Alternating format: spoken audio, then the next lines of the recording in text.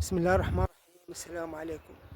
في العراق رغم الثروات التي وهبنا الله نجد الفقر يعشعش ويبيض ويفقس في أعشاش حياتنا. هذا الرجل رمى ابنه في حاوية الأزبال ويقول لنشاهد ماذا يقول.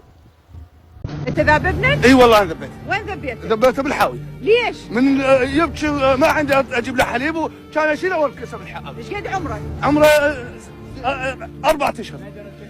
عمره 4 اشهر وكان اشيله. مو حرام عليك؟ وش اسوي له؟ انا اتحمل. قاعد ليش خلط؟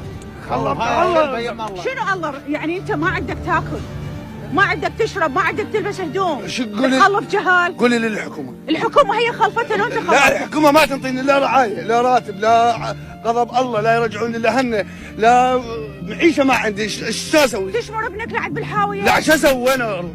خليه يبكي يمه انا انتحر. منو طلع من الحاويه؟ والله استاذ حسام. استاذ حسام. زين لو ميت انت ترضاها ابنك يموت؟ لا عاد احسن ما اذبحاني. يعني لو ذبحه لو تموت لو. لا شو اسوي له؟ شو اسوي له انا اذا حليب هسه انا ما متريج، هسه انا ما متريج، جهالي شلون ما متريج؟ هذولا دحت هذولا اليوم من يعرف الله؟ هذول اللي جوي؟